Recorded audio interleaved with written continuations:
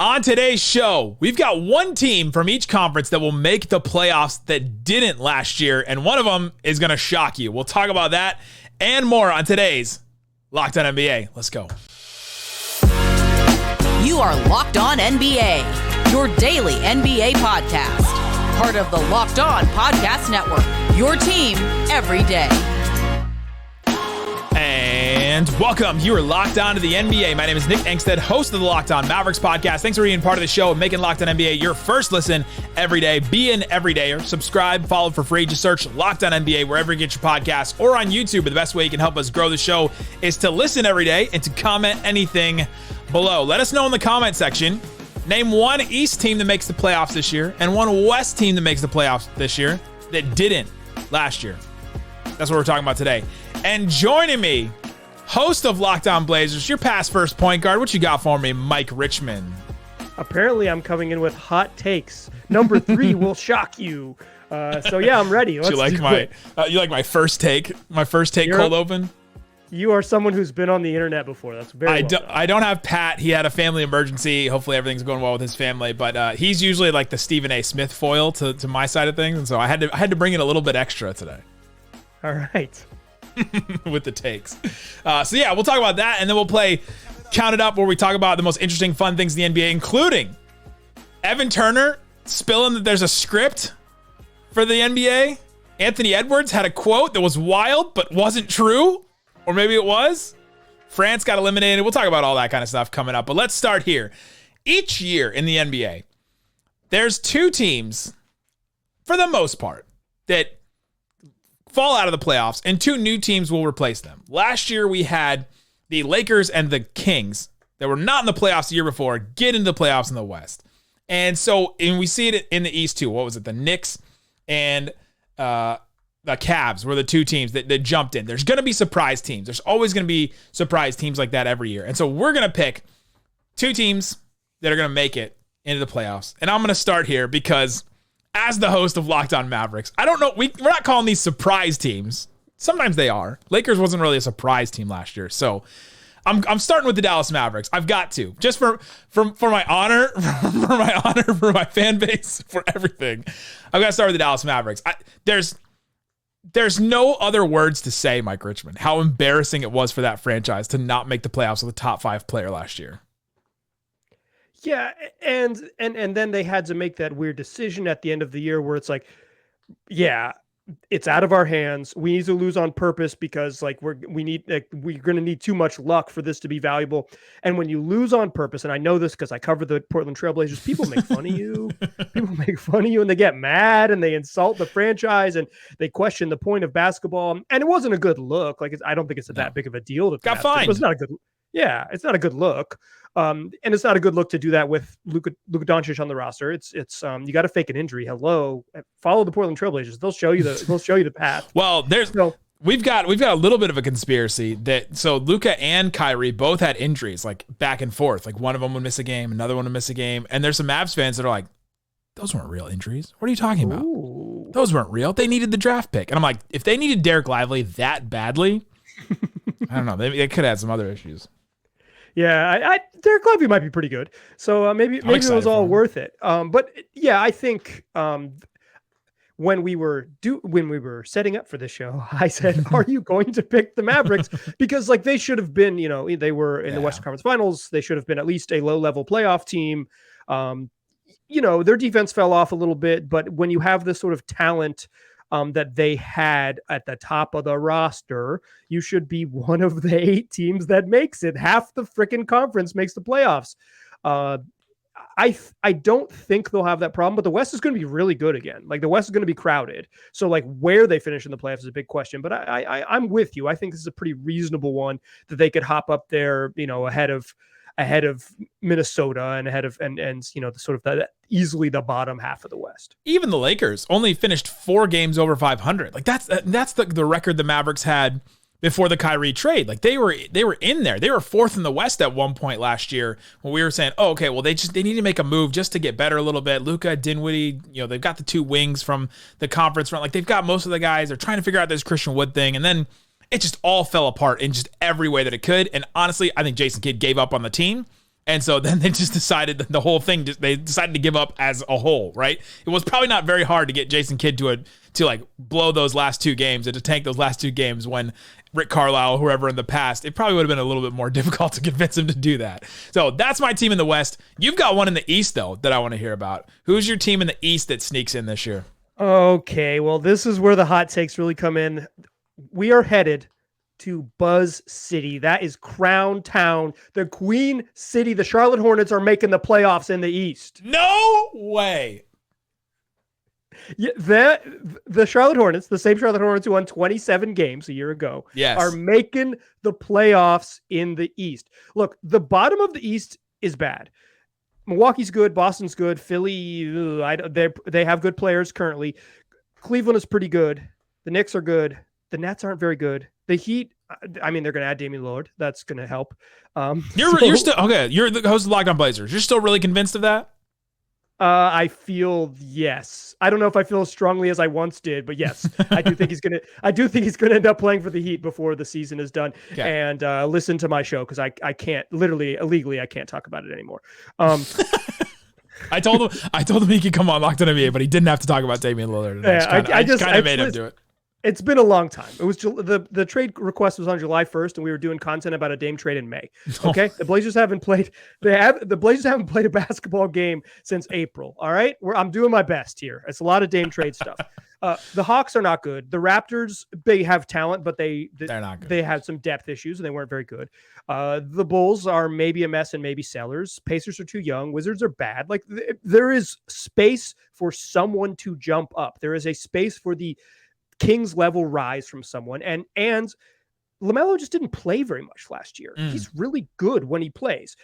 LaMelo Ball, Terry Rozier, Miles Bridges, PJ Washington, Mark Williams, Cody Martin, Brandon Miller, Gordon Hayward. And then could you play that one drop for me? They have a backup point guard from France that I am forgetting his name. People forget about Frank. I did not forget about Frank Ntilikina. I didn't forget about him. He's a pretty good backup point guard in theory.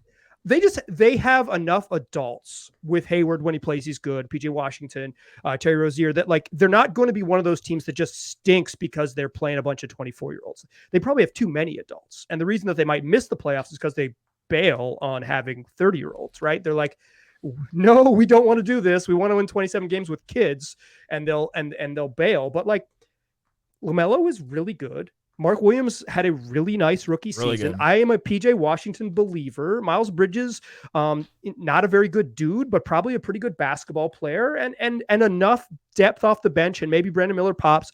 This team can win 39 games. And if you win 39 games in the East, you might be the 8th best team in the conference.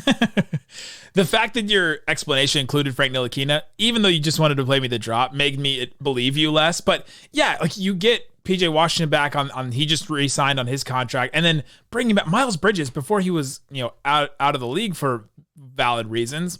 He was almost he was like a fringe all-star. And so just to bring back that talent, and then to have Mark Williams, they've really struggled at center who's the last good center? They had Mason Plumlee felt like forever. Yeah, but he's not even that good. It was like Al Jefferson before that.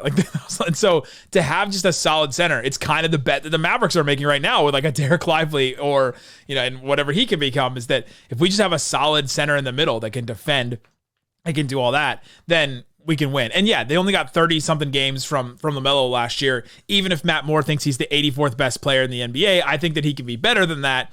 And if you can be better than that, then you should make the playoffs. So, and they have Steve Clifford, I think, is an underrated part of all this. He never throws it in. Their teams are usually better defensively. They were the 20th best defense last year, and their personnel, you probably shouldn't have been the 20th best defense, but their offense has got to catch up, and you get talent back, and that'll help. Yeah, I think when I first pitched this, it seemed hotter than now as I walk through it. Do I think they're better than 8th? No. No. It's still very hot. They won 27 games last year. It's still very hot. It is. And okay, it is. It's pretty spicy. I'll admit that it's pretty spicy. And I'm saying this 22-year-old point guard is going to come back and be the thing that changes their trajectory. And I'm talking about Gordon Hayward, who's is not always a participant. So I get it. But I think there is a path based on the way the East works that they could be 8th. And I stand by it. Shout out to the good people of Buzz City. There you go. Let us know in the comment section which team you think will get into the playoffs. We got 2 more that we think will jump into the playoffs, and we'll tell you who they are coming up.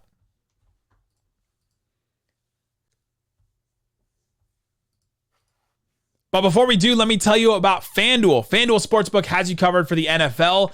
If you're ready, we were talking about Charlotte. Makes me think of the Panthers. I don't think they're going to win any games, but if you think they're going to win the Super Bowl, you can bet on them, and you can get credit for all their regular season wins, all like 3 of them, or however many they get. Also, new customers can bet $5 at FanDuel and get $200 in bonus bets guaranteed. Plus, all customers who bet $5 will get $100 off NFL Sunday Ticket from YouTube and YouTube TV. Think about how far that $5 goes. Like $5 doesn't get you very far. It gets you what, like 2 tanks of gas, maybe, like, 1.5 tanks of gas. It could get you $200 in bonus bets and $100 off NFL Sunday Ticket if you bet it at FanDuel. Check it out, FanDuel.com/lockedon. They've got NBA stuff already, their futures, their odds, their games. They have like Christmas games already. If you want to just put something like way in the future and surprise your future self, you can do that. They've got FIBA games as well. Check it out. Again, it's FanDuel.com/lockedon.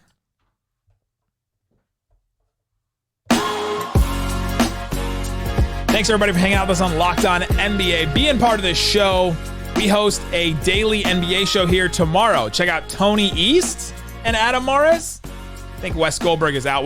Wes Goldberg texted me and said, I'm having a root canal. I need somebody to jump in for me. So Tony East and Adam Morris tomorrow. Talking more NBA, doing previews on divisions, probably talking FIBA, Adam Morris all the time. So check that episode out tomorrow. I'm here with Mike Richman. All right, Mike. We've got other teams. We each named one team we think will sneak in or surprise people and jump into the playoffs. We've each got one more. And my other one, I named the Mavs as my first one. My second one, I'm going East. And you dogged this team in the first segment. And I'm going to go all in on. All in on the Indiana Pacers.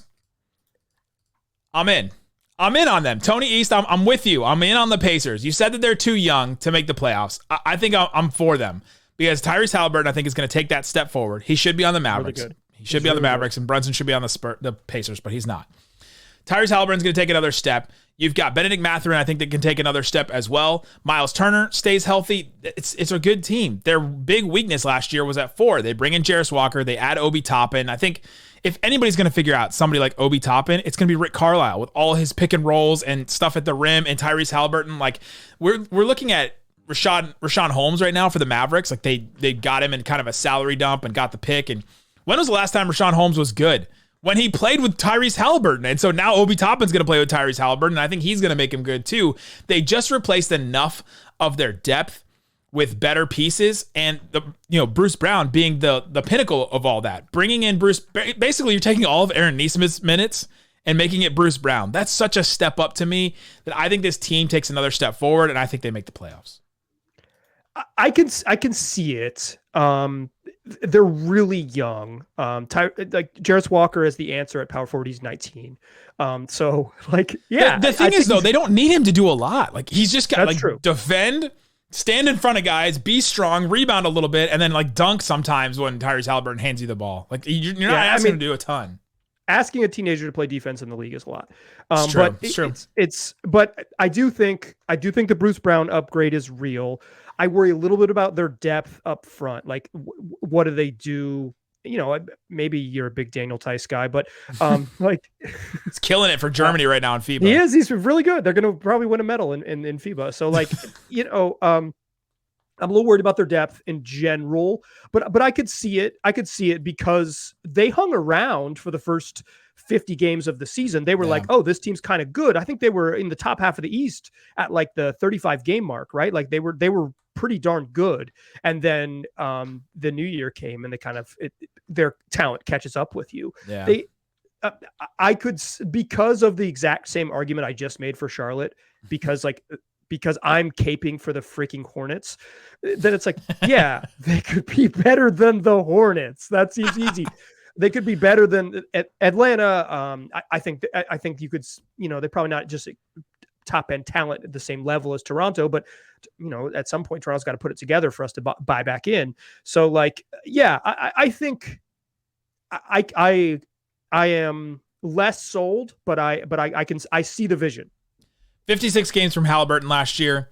And yeah, their front court depth is one of their big issues. I listened to the preview, the fantasy preview with Josh Lloyd and Tony East, and Tony East was like, yeah, Daniel Tice should probably be the backup, but they're probably going to play Isaiah Jackson and Jalen Smith as the backup center. I was like, that's a decision for a team that thinks that they're more than a year away than one that wants to win right now. And so I may be a little bit too early on them right now, but I just think that they're going to take that next step. They've got so much talent across the board. And is this the year they finally trade Miles Turner? No, they can't. They got to win. We want them to win. I know, but is this the year that they finally do it after all this, that they trade Miles Turner and they do kind of take a cycle and spend a year out? I think that's at least looming, the same way that like the Hornets bailing on all their adults could be a thing that happens, because sometimes you'd rather go the other direction. If they do trade him, send him home. He wears the cowboy hat. He wants to be here. We've got Lego stores here, Miles Turner. I was going to ask about, what's your Lego access? We've got Lego stores. We've got one at North Park. We've got one at the Galleria. Like we've got Lego stores ready. All right. Come on home. I think there's one at the airport. I think there's one at DFW. So when you land, I'll take you to Nowitzki's, which is the new restaurant at the airport, Miles Turner, and then I'll take you to the Lego store.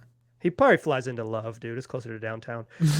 He's probably got everything at the Lego store anyway. Yeah, exactly. Okay, I got one on the other side of the bracket, bouncing back to the west, but not particularly far west.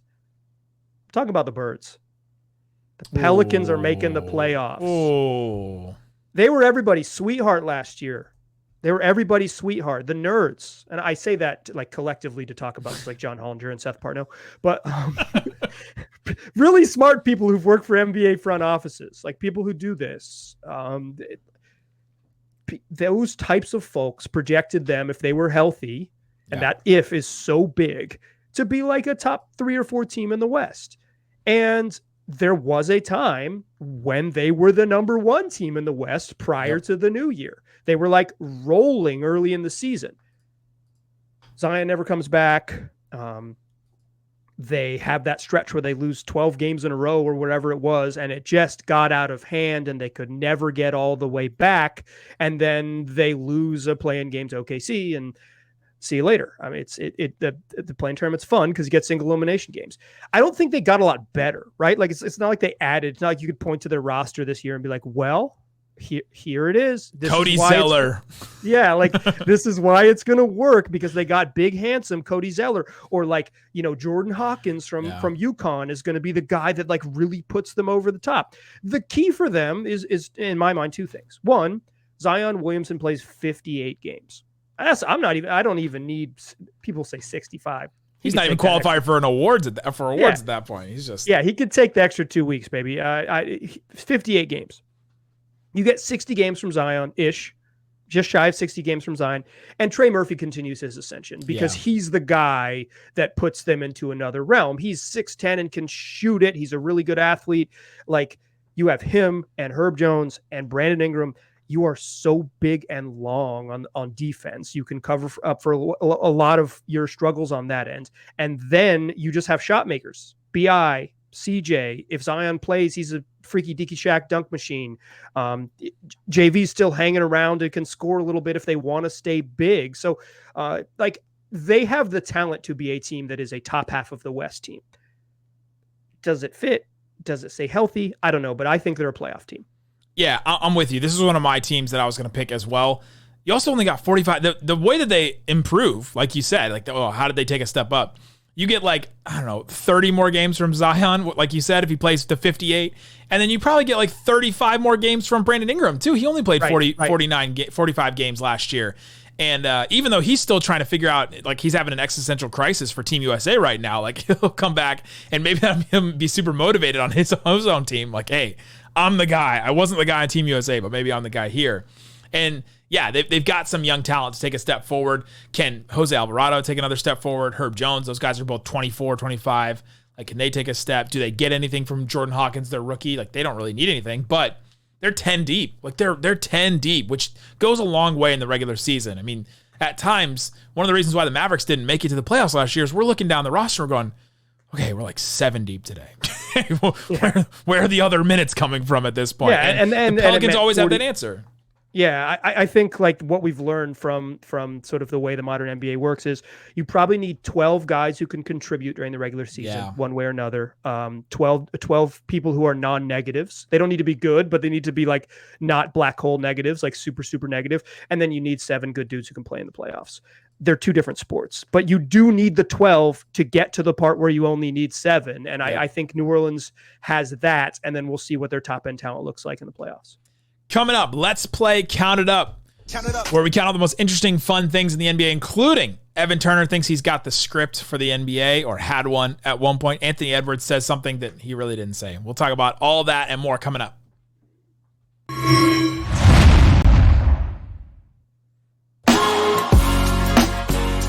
Thanks, everybody, for hanging out with us on Locked On NBA, being part of this show, being an everydayer, subscribe or follow for free. We've got a daily Locked On NBA show that covers your favorite team. I host the Mavericks show. Mike Richman hosts the soon-to-be Dame Farewell Locked On Blazers. You can check out that one. There's a link in the description wherever you're listening or watching this to find the show that covers your team every day. Go check it out. And now we're going to play Count It Up. Count it up, count it up, count it up, count it. On Gilbert Arenas' podcast, Evan Turner was telling a story about how he was on the Sixers with Iguodala and Drew Holiday, if you remember this team from a while ago. It was like his second year in the league or something like that, rookie year maybe. And they were about to play the Kevin Garnett, Paul Pierce, Ray Allen Celtics in a Game 7 in the playoffs. I think it was the conference semifinals. They're about to be in the conference finals and play LeBron, Wade, Bosh, and the Heatles that year. And Evan Turner's getting all excited for this Game 7. He's like getting hyped up. And he said, Elton Brand looked at him and said, you know we're going to have to win this game by 15 in order to win this game by 1, right? And Evan Turner was like, wait, what? What are you talking about? Do you really think the NBA wants to see us versus LeBron in the Heat? And Elton Brand said to Evan Turner, would you watch that game? And he said, no, probably not. Would you watch Celtics and Heat? And he's like, yeah, I probably would. So my question is, Count it up. Do you believe ET that this actually happened? The players talk about this. And then what's the actual curve if you believe that this happens? What's the actual curve for playoff teams like this? I think it's true in general. I think you just playing at home, you tend to get a better whistle. I don't know if that's like statistically true. Nerds, hit me up.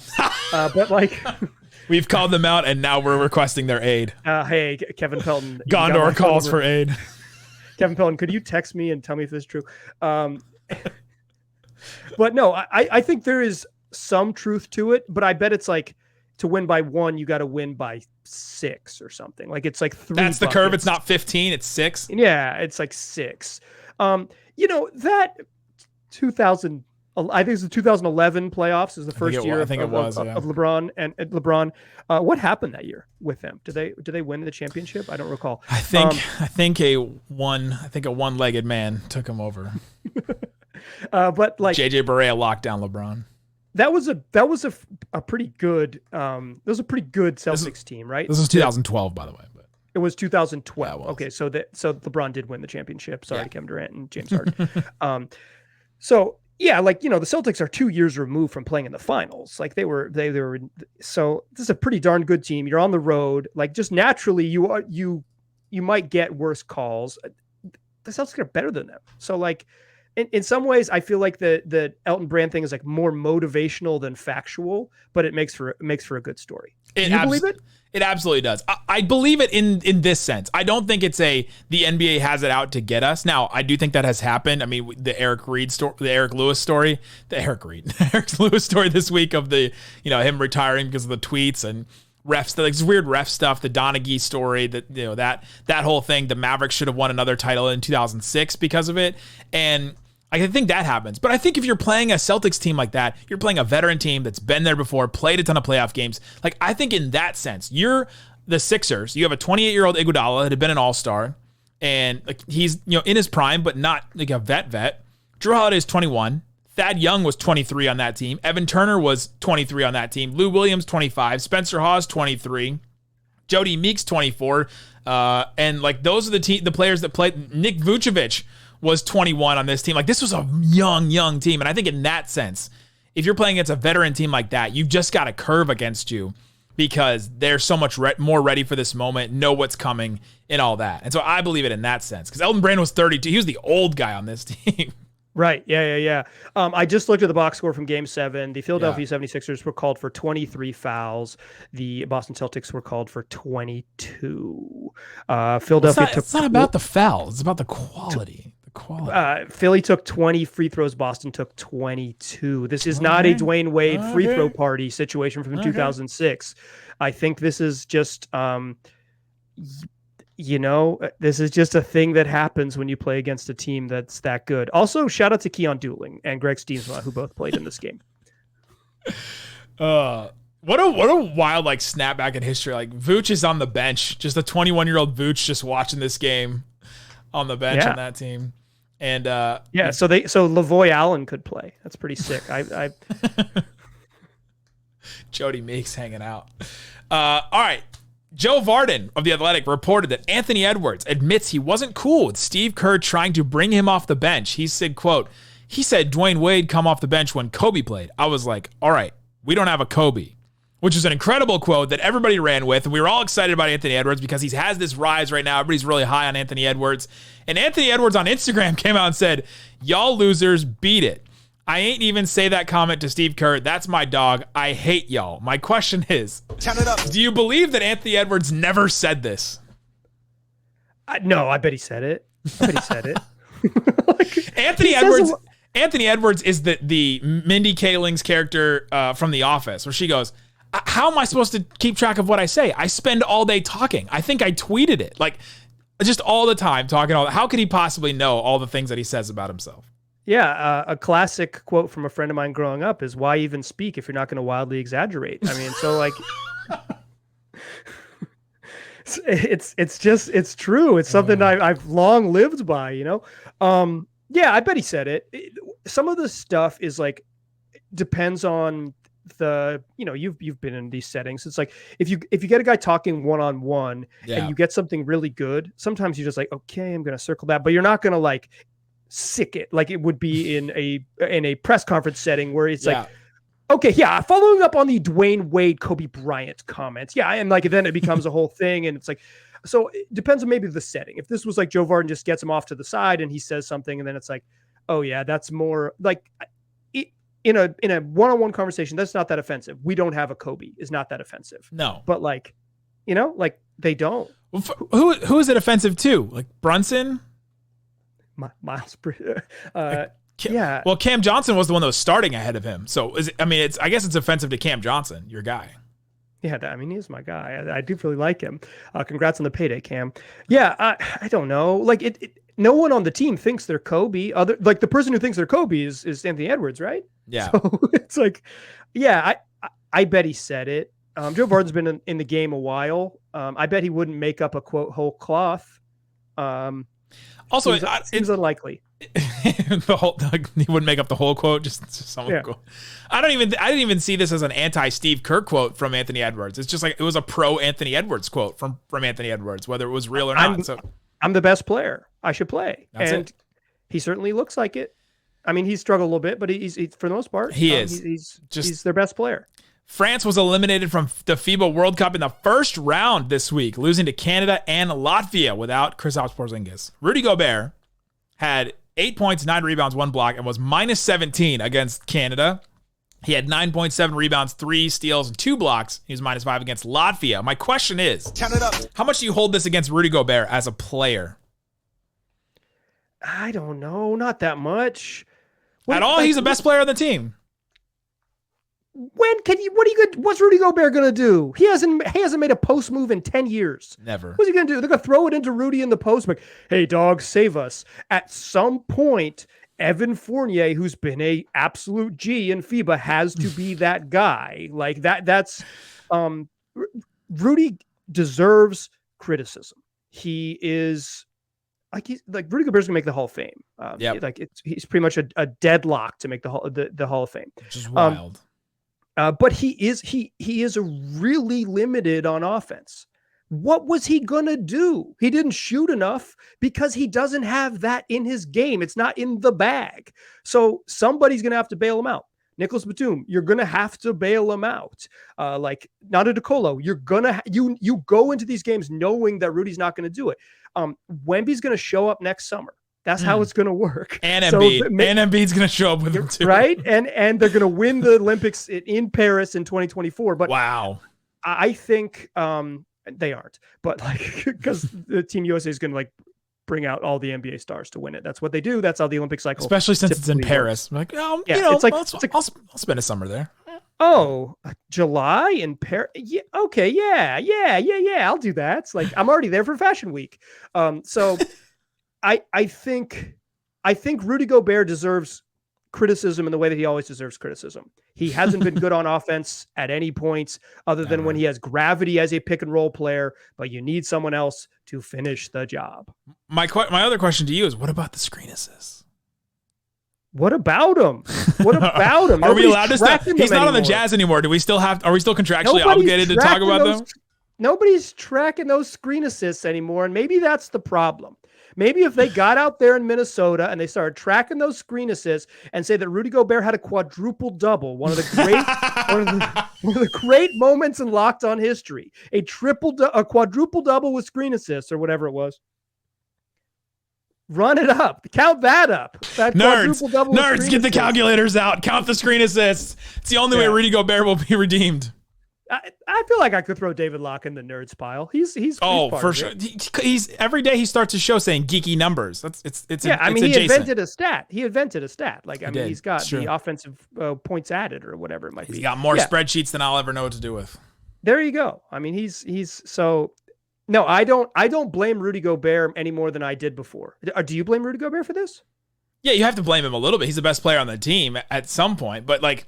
Then it comes back to how flawed of a player he is because you can't do anything with him on offense. Like the announcers in some of the games that I was watching, like the Canada game, even in others, are like, you got to get Rudy the ball. I'm surprised he hasn't shot the ball more. And you're like, what do you want him to do? Like, what move do you expect him to do? Do what? Tell him to go post up Kelly Olynyk. What is he gonna do? What's he gonna do when he gets the ball? France is like, we hope Rudy Gobert catches the ball when we give it to him and send it to him. Like that's the part that we're at with Rudy Gobert, and it didn't really have like a pick and roll type thing. Like I always wonder what it would look like if the Mavs caved and like traded for him, and like the Wolves didn't give up a huge thing, and they ended up just going to the Mavs for whatever that offseason.